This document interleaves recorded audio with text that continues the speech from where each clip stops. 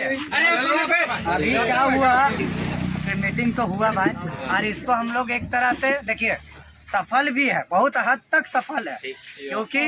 आज हम लोग एक चीज तो हासिल करने में कामयाब हो गए। हम ये तैयार हो गया कि हम एक अभी तत्कालीन लिखित भी दिया है, धरना नहीं हटेगा भाई, ये मत सोचने की धरना हट रहा है, लिखित दिया है कि वो कमेटी बना दे रहे हैं, ठीक है, जिसमें हर आउटसोर्सिंग बैठेगा, सीएमडी बैठेगा, तुम लोग 2 लड़का बैठेगा प्रति माह, ठीक है, प्रति माह, और उसमें हम लोग प्रयास करेंगे कि ज्यादा से ज्यादा संख्या में लड़का को रखवाते हैं, ठीक है। तो हम बोले कि आपका बात तो बिल्कुल सही है, हमारा जो जैसे कि हम यहाँ भी बोल रहे हैं कि हम तमाम लड़का का नियुक्ति चाहते हैं, जो हम अप्रेंटिस में धरना में आप स्टार्ट कीजिए, फिर हर महीना लीजिए, लेकिन आप स्टार्टे नहीं कीजिएगा तो हमको विश्वास कैसे होगा कि आप ले रहे हैं। ये अलग पॉइंट रखे। दूसरा कि भैया एक रूल होना चाहिए, कि खाली धरने वाला लड़का को देख लीजिएगा तो आने वाला समय में हम लोग का संगठन बहुत छोटा बन के रह जाएगा, इसलिए एक रूल के लिए NIT चाहिए, NIT मतलब भी बोल दी वहाँ, ताकि अगर बाई चांस यहाँ टेंडर खत्म हो गया तो मेरा तो वहाँ फिक्स है कि 20% में हमको रखना है, वो रखेगा, इसको आप रिमाइंडर का तौर पे भेजिए। तीसरा हम ये भी बोल दिए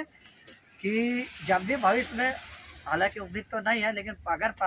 भविष्य निकलेगा वैकेंसी का भी इसमें, तो हम लोग को ही उसमें प्राथमिकता देंगे। चौथा हम ये बोल दिए कि जो भी पहला प्राथमिकता दे वो मेरा धरना वाला लड़का को दे, नहीं तो ये बात को लेके हम लोग लड़ाई लड़े। सूरज जी भी बहुत अच्छा बोला, सबको आज वहाँ बारी बारी से बोले और अपना बात को रखे। अब सूरज जी बताएंगे कि आगे क्या करना है, याजुद्दीन बताएंगे। सबसे पहला बात है कि हम लोग आज मीटिंग में गए और तत्काल सोल्यूशन पे हम अपना मामला को चालू किए कि आपका जो है, जो आपका मेमोरेंडम है, उस पे तत्काल क्या आप विचार विमर्श करके इसको निष्पादन करना चाहते हैं, इस पे हमको बताइए। आश्वासन तो हम मानेंगे नहीं, क्योंकि पूर्व में आश्वासन जो है देखिए आप हमको बुड़बक बना दिए। तो कंपनी को हम 3 प्रस्ताव को रखे कि सबसे पहला कि जो भी धरनारत अप्रेंटिस 200-250 जो धरना में एज पर जो है हम लोगों का एप्लीकेबल, जो हमारा कैपेबिलिटी के तहत जो भी लड़का है उसका आप लिस्ट के आधार पर आप उसका नियुक्ति प्रक्रिया चालू करें। दूसरा कि जो कोल इंडिया में NIT नियम में जो बदलाव है जो कराना है 20% का, सो ये प्रस्ताव 6 महीना पहले रखा गया था 15 जून को ही,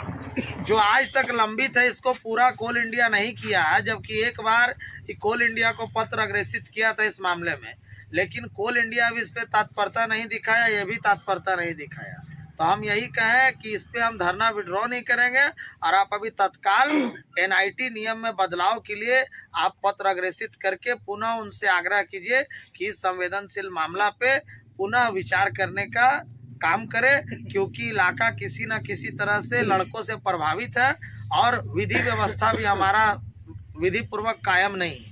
इससे हमारा भी दिक्कत हो रहा, अगला को भी दिक्कत हो रहा। कड़ाके की ठंड में बैठा हुआ लड़का, जिस वजह से हर इलाके से लेके हर घर में त्राही है और बहुत तरह की समस्याएं से हम उनको अवगत हम करवाएं। तीसरा नंबर बोले कि जो नियमित भर्ती जो अगर भविष्य में निकलता है तो उसमें जो हमारा लड़का को प्राथमिकता अलग से दिया जाए, लेकिन अभी तत्काल धरना तब विड्रॉ होगा जब आप धरनारत अप्रेंटिस को लेना स्टार्ट करेंगे लिस्ट के आधार पर। लेकिन अब उनके द्वारा कहा गया कि मैं एक कमेटी गठन कर देता हूं, कमेटी गठन करने के बाद आप आउटसोर्सिंग कंपनी के साथ आपका प्रति माह जो है एक मीटिंग आयोजित किया जाएगा और इस मीटिंग में यह विचार किया जाएगा कि आप इनका ग्रीवांस को सुनिए, हमारा जो मामला है, और उसको निवारण करने का प्रयास कीजिए। सो प्रयास हमको नहीं करवाना है, हमको कंपनी से फॉर नेसेसरी एक्शन, मतलब आवश्यक पहल करें, आवश्यक निर्देश कंपनी उसको दे कि आपको प्रति माह मीटिंग में लड़का को रखने पे सहमति देना है, तभी हम धरना को विड्रॉ करेंगे। लेकिन हम इन सब बात पे हम विचार विमर्श हमारा हुआ और जो मेरा डिमांड था उस पर तत्कालीन अभी सहमति नहीं दिया। तो हम भी यही कह के मैनेजमेंट से हम आए कि अभी हमारा जो प्रस्तावित जो धरना जो इतने दिनों से 27 दिनों से चल रहा, सो वो धरना अनिश्चितकालीन लगातार जारी रहेगा। और आप कमेटी गठित कीजिए, आप आउटसोर्सिंग कंपनी को बुला के हमसे वार्ता करवाइए। अगर वार्ता असफल होता है तो आंदोलन पुनः जारी रहेगा, और अगर सफल होता है तो धरना को हम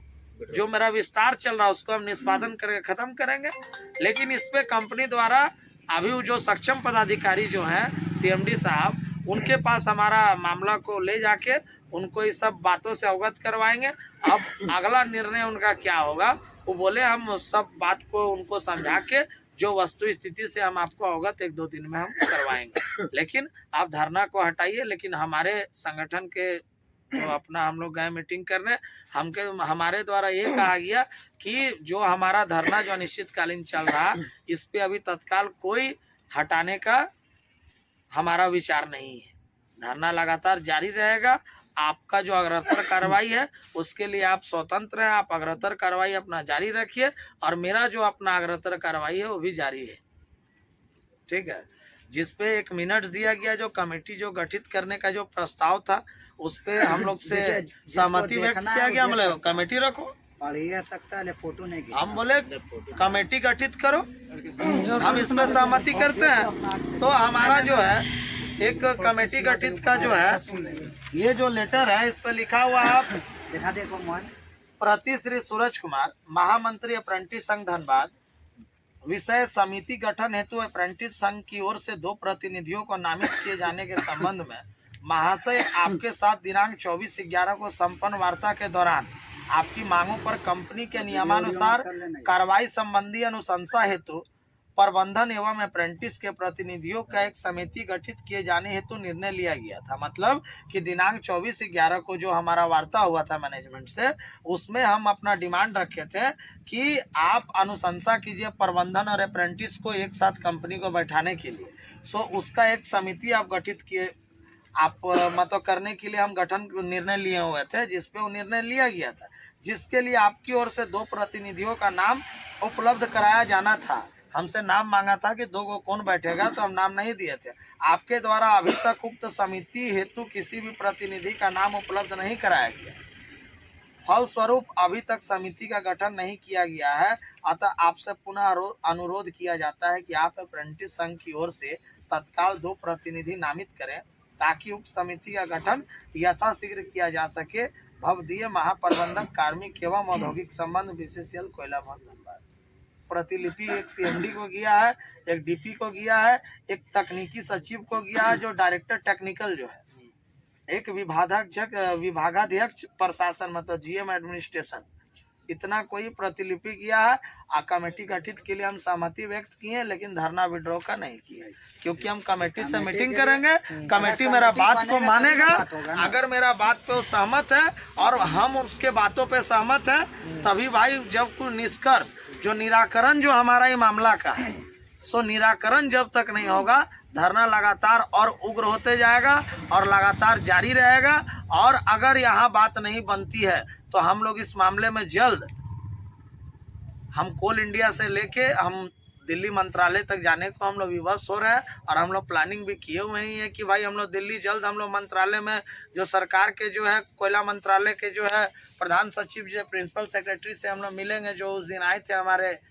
गेस्ट हाउस में, तो हम उनसे हम मिलेंगे। हम उनसे मिल के हम इस बात को, इस मुद्दा को उनसे अवगत करवाएंगे और उनसे हम दोबारा आग्रह करेंगे कि हमारा क्षेत्राधिकार में ही कंपनी आता है और क्षेत्र के आसपास के लोग हैं जो रोजगार के लिए डबल स्किल्ड होकर इस कोरोना महामारी के बाद से लगातार त्राही हैं। केंद्र सरकार के जितने भी सार्वजनिक प्रतिष्ठान हैं जो अपने अपने अप्रेंटिस को नियमित नियुक्ति में भी आरक्षण दे रहे हैं और अलग अलग माध्यम से अप्रेंटिस को रखने का काम कर रहे हैं, लेकिन बीसीसीएल जो 30 वर्ष से नियमित नियुक्ति भी नहीं ले रही है और कंपनी अंतर्गत 75% काम आउटसोर्सिंग के माध्यम से किया जा रहा है। और आउटसोर्सिंग कंपनियां में भी जिस प्रकार से अप्रेंटिस को अगर नहीं दिया जा रहा, जिस पे अप्रेंटिस में काफी रोष है और ये उसका भविष्य पे प्रश्न चिन्ह लगाता है। अतः आपसे आग्रह होगा कि इस संवेदनशील मामला पे जल्द से जल्द विचार करने का काम करें, अन्यथा जो है एक लोकतांत्रिक मूल्यों के आधार पर पूर्व में हुए जो और चल रहे प्रस्तावित धरना को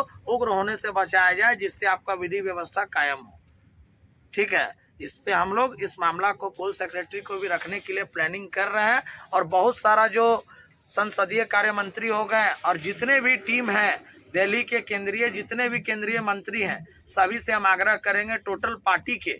जितने भी राष्ट्रीय पार्टी हैं, पार्टी प्रमुख को लेटर देंगे, लोकसभा अध्यक्ष को देंगे, राज्यसभा अध्यक्ष को देंगे, राष्ट्रपति को देंगे और जितने भी तमाम भारत सरकार के जितने भी नोडल पदाधिकारी हैं जो दिल्ली में तैनात है, सभी से हम आग्रह करेंगे, हमारा निवेदन जरूर सुना जाएगा। देश में आज भी ईमानदारी जिंदा है, कुछ हद तक लोग बेईमान है तो कुछ हद तक लोग सुनने वाले भी हैं, लेकिन आपको सबसे पहले धैर्य रखना होगा, क्योंकि ये धरना आप सभी का है और सभी का सहयोग से ही आज इतना बड़ा प्रस्तावित धरना को हम चला रहे हैं और सभी का सहयोग करना है। हमेशा आपस में उतार चढ़ाव आते रहता है, इसको आपस में बैठ के निराकरण करना है और उच्च नीच का जो बात जब आएगा तो सब साइड में बैठ के हम लोग डिस्कस कर लेंगे। जहाँ 100 डेक्ची रहता है वहाँ 2 गिरवे करता है, ठीक है। लेकिन अगर जो लड़का अनुशासनहीनता करता है उस पर हमारा टीम कठोर निर्णय लेगा भी, लेकिन आपको अनुशासन से रहना है, क्योंकि सामने कंपनी का मुख्यालय है और नियमानुसार लोकतांत्रिक तरीके से इस धरना को चलाना है कि हम अपनी बातों को सरकार प्रबंधन तक पहुंचाएं और उनको इस पर निर्णय लेने के लिए हम निवेदन करें।